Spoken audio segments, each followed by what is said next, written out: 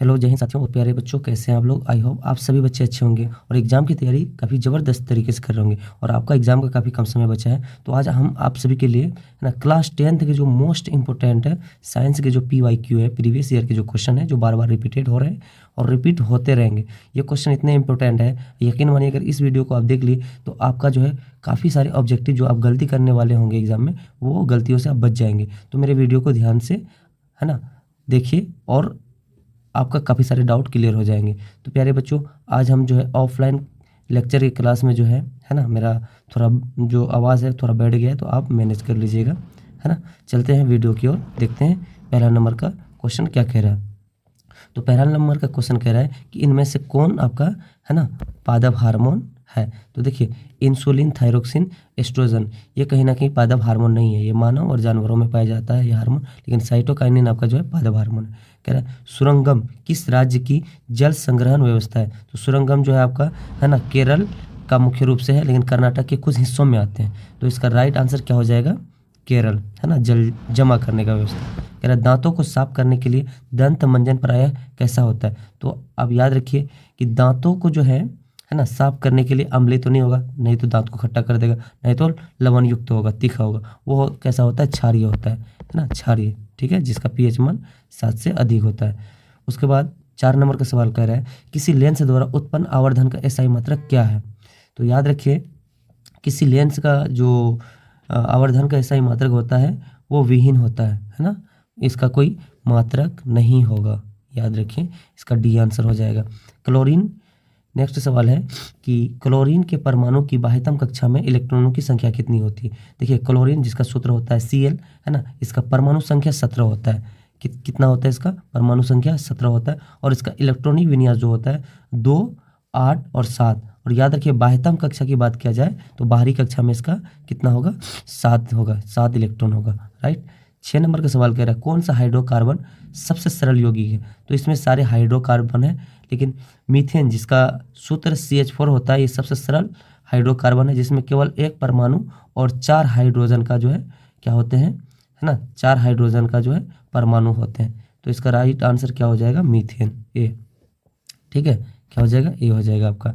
7 number का सवाल है निम्न में से कौन सा संबंध सत्य है। संबंध, तो याद रखिए इनमें ओम का नियम ये दर्शाता है कि जिसमें वोल्ट होता है V, है ना, धारा I और प्रतिरोध R का ये गुणनफल के बराबर होता है, यानी V बराबर I इंटू R। तो V बराबर I इंटू R किस में है, तो इसका आपका राइट आंसर C नंबर हो जाएगा, ठीक है।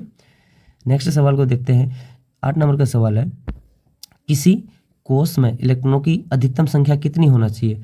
तो जो इलेक्ट्रॉन होता है किसी भी कोष में, है ना, वो हम जो बड़ी योजना होता है ना, उसके अकॉर्डिंग किसी भी कक्षा में इलेक्ट्रॉनों की अधिकतम संख्या का जो सूत्र होता है 2n² होता है, जहाँ n कक्षा की संख्या को दर्शाता है। तो इसका राइट आंसर क्या हो जाएगा, 2n², राइट।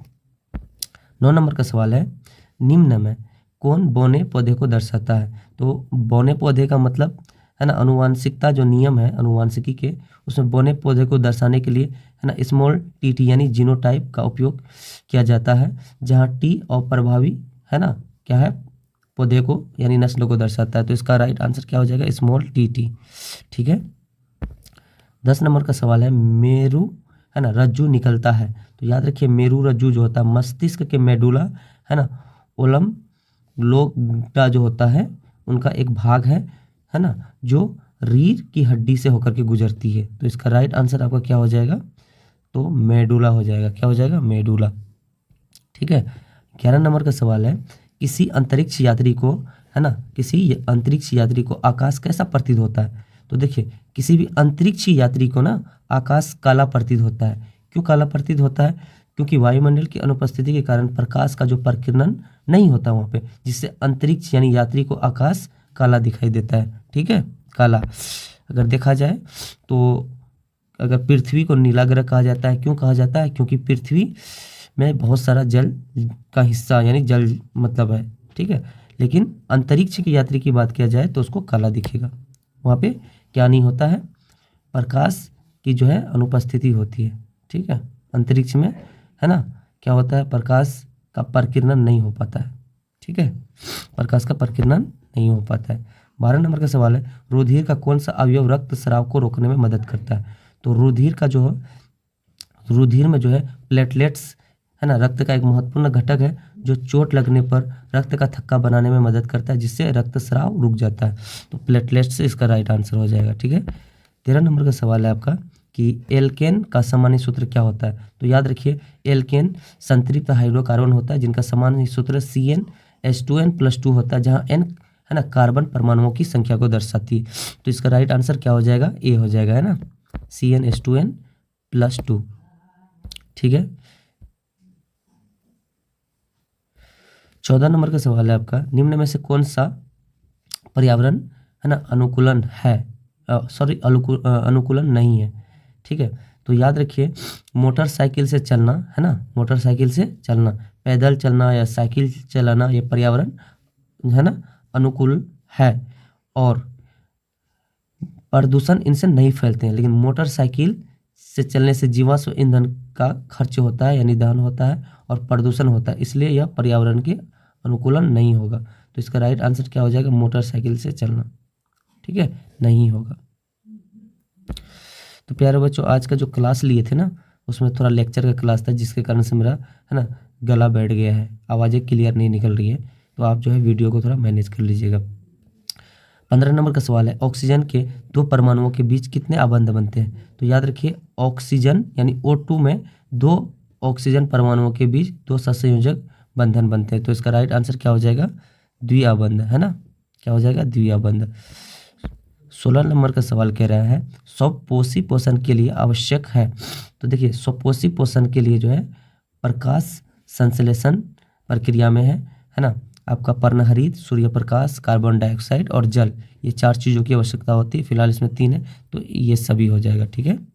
17 नंबर का सवाल है प्यारे बच्चों, 17 नंबर का सवाल है कि नेत्र में प्रवेश करने वाली प्रकाश किरणों का अधिकांश अपवर्तन कहाँ होता है? तो याद रखिए, नेत्र में प्रवेश करने वाली प्रकाश किरणों का अधिकांश अपवर्तन कॉर्निया की बाहरी सतह पर होता है, जो नेत्र गोलक के सामने एक है ना पारदर्शी उभार बनाती है, जो क्रिस्टलीय लेंस के केवल विभिन्न दूरियों पर रखी वस्तुओं को रेटिना पर केंद्रित करती है। कहाँ पे? रेटिना पर केंद्रित करने के लिए उनका फोकस दूरी जो होता है वो बहुत छोटा होता है, यानी सूक्ष्म समायोजन करता है।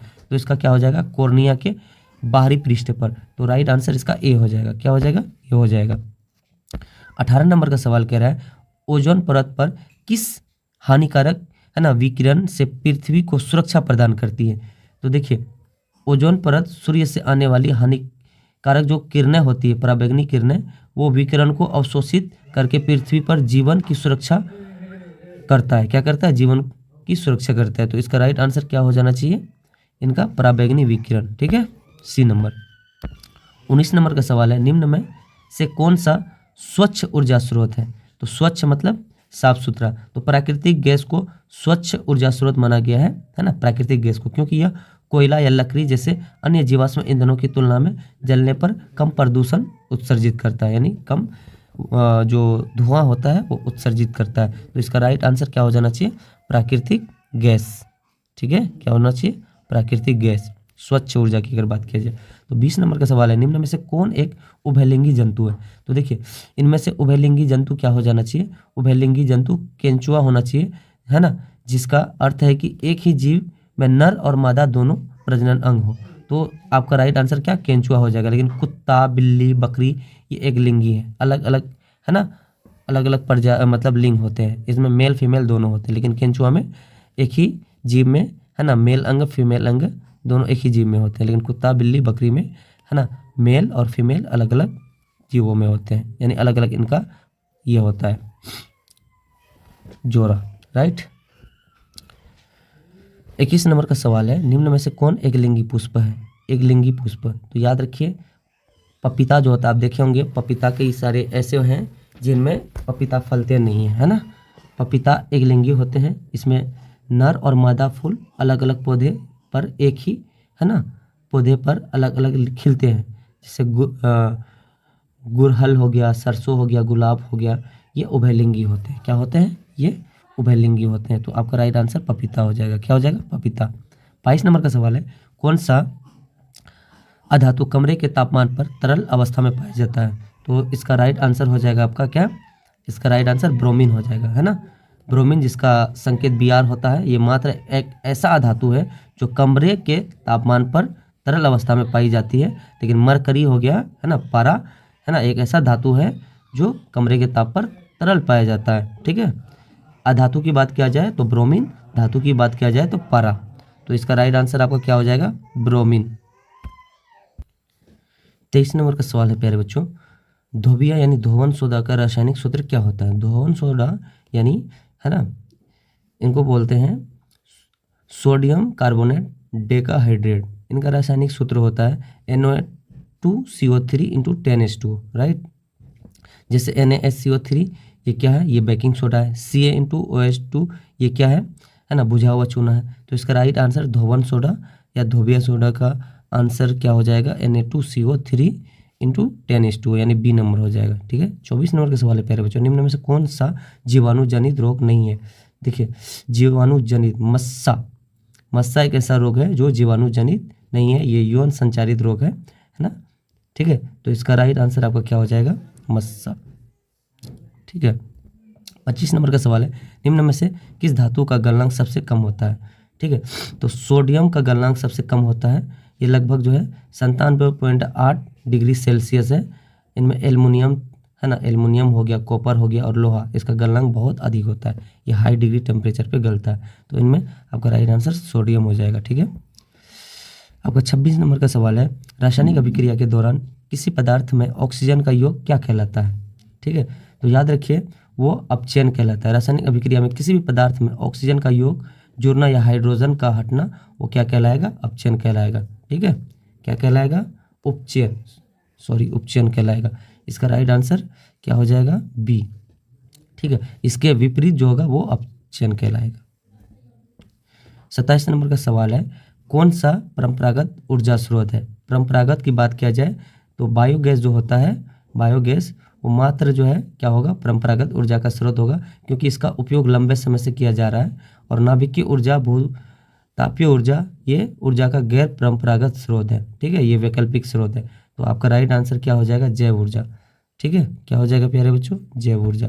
ठीक है, 28 नंबर का सवाल है, संगमरमर का रासायनिक सूत्र क्या होगा। संगमरमर, इसको बोला जाता है कैल्शियम कार्बोनेट यानी CaCO3। ठीक है, तो इसका राइट आंसर क्या हो जाएगा, सी नंबर हो जाएगा। ठीक है, 29 नंबर का सवाल है कि अतिभारण के समय विद्युत परिपथ में विद्युत धारा का मान होगा, यानी ओवरलोडिंग।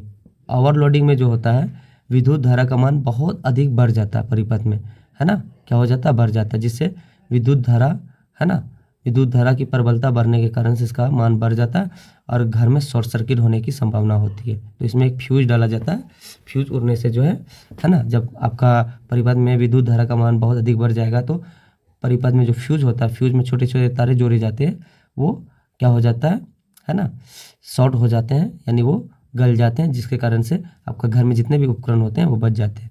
तो इसका राइट आंसर क्या हो जाएगा, बहुत अधिक बढ़ जाता है, सी नंबर। ठीक है, 30 नंबर का सवाल है, जैव विविधता का विशिष्ट स्थल है।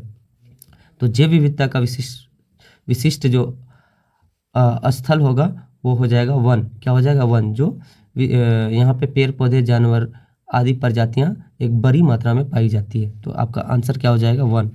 ठीक है, 31 नंबर का सवाल है, वायुमंडल में प्रकाश का कौन सा रंग अधिक प्रकीर्णन करता है, कौन सा रंग। तो याद रखिए वायुमंडल में नीले रंग के जो प्रकाश का प्रकीर्णन होता है वो अन्य रंगों की तुलना में सबसे अधिक होता है, और यही कारण है कि आकाश नीला दिखाई देता है। क्या देता है, आकाश नीला दिखाई देता है। तो आपका राइट आंसर क्या हो जाएगा, बी हो जाएगा। ठीक है, 32 नंबर का आपका सवाल है कि निम्न में से किस माध्यम से प्रकाश की चाल अधिकतम होती है, यानी कौन सा माध्यम में।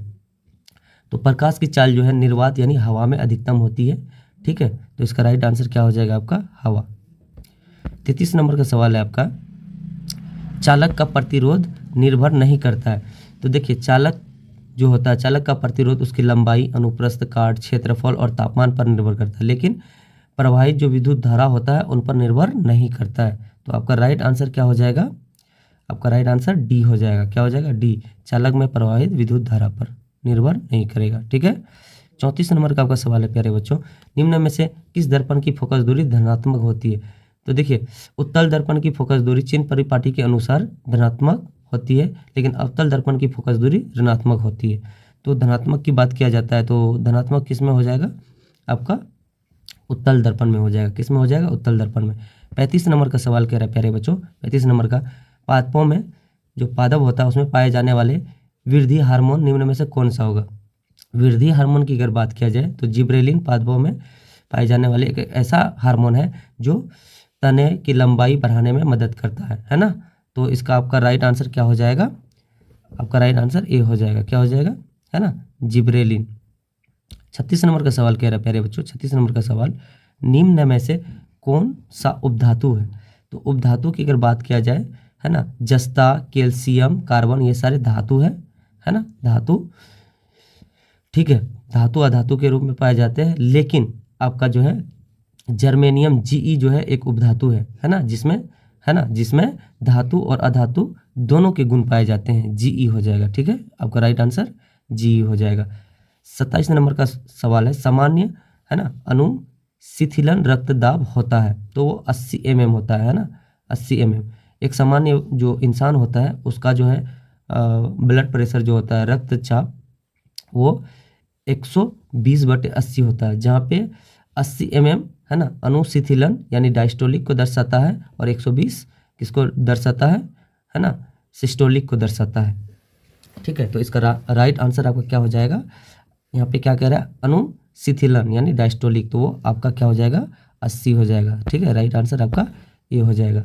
38 नंबर का सवाल है प्यारे बच्चों, 38 नंबर का सवाल है ना, विभक्त वलय का उपयोग किस उपकरण में किया जाता है। तो विभक्त वलय यानी स्प्लिट रिंग, इसका जो है दिक् परिवर्तन होता है ना, उसमें इसका उपयोग होता है, जो विद्युत मोटर में, है ना, जो विद्युत मोटर का हिस्सा है ना, इसलिए होता है ताकि परिपथ में विद्युत धारा की दिशा को बदला जा सके। तो आपका राइट आंसर क्या हो जाएगा, विद्युत मोटर, ए। ठीक है, 39 नंबर का सवाल देखते हैं, सॉरी 38 तक ही था।